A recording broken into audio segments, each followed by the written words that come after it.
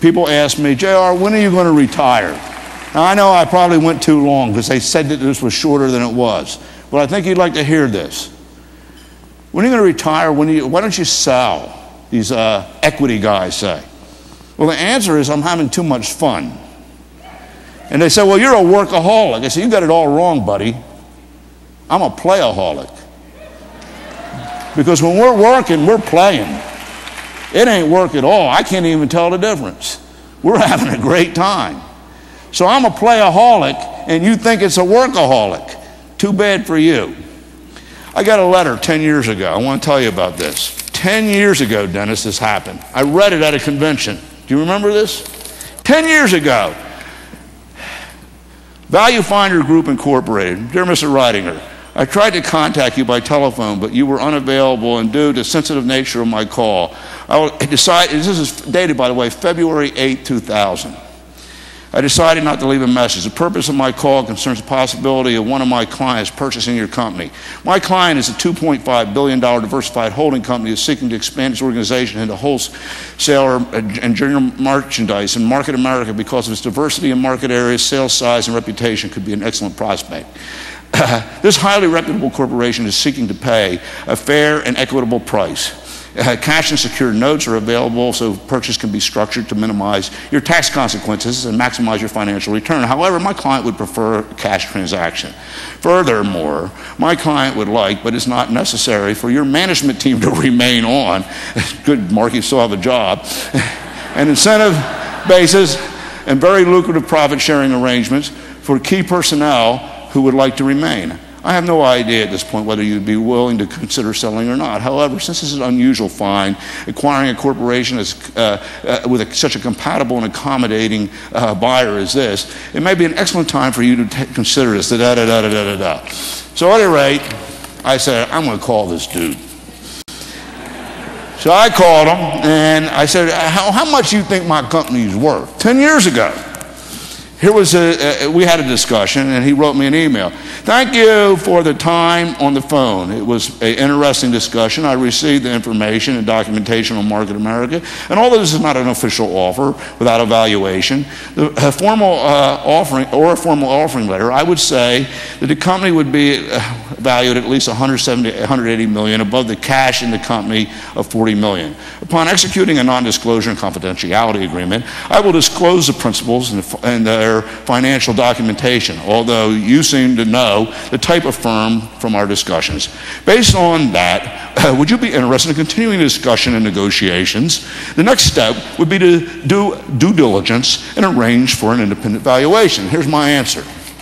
Dear Mr. Levin, thank you for your time on the telephone last week. For a guy who came from nothing, it is very flattering to be offered 170 to 190 million for something I started with only hopes and dreams and a handful of believers. I appreciate your flattering comments about the profitability growth management concept and products.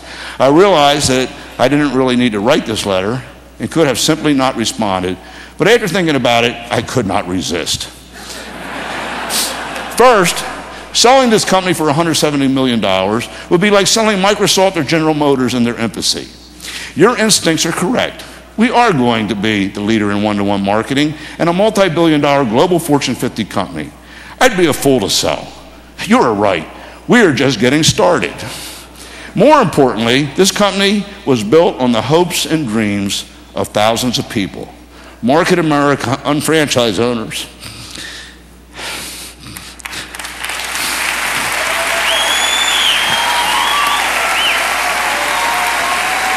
These people have found hope, and thousands are finding freedom and making their dreams come true. They are my family. It is their dreams and ambition that made this company what it is. How do you put a value on a family? What is the price tag on all those hopes and dreams? And how do you sell that? I risk being arrogant in saying this, but I wouldn't sell those for any price. $1 billion couldn't buy the power of those people's dreams and where we're going together.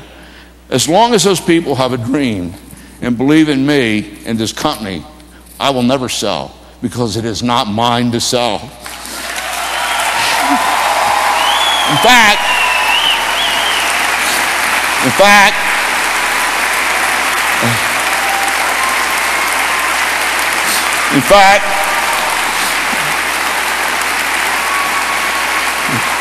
thank you.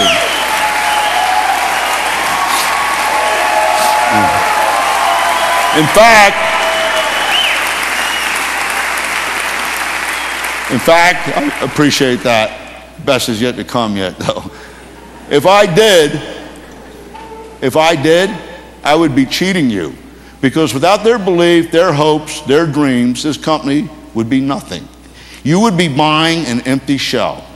The people are this company, and we are getting America moving again. I have been blessed with success. But how much money does one need?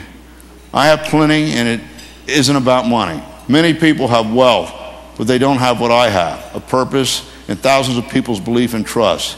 That's worth more than any amount of money. And if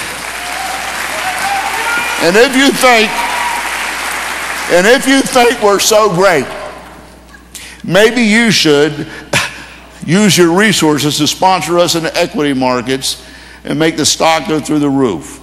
We were public back then. Also, you'd be smart to get yourself an unfranchised and join us. Call me if you want an unbelievable opportunity. Now, okay? Now, since that letter, Dennis, it was 10 years ago. Do you believe that? Mark, 10 years ago.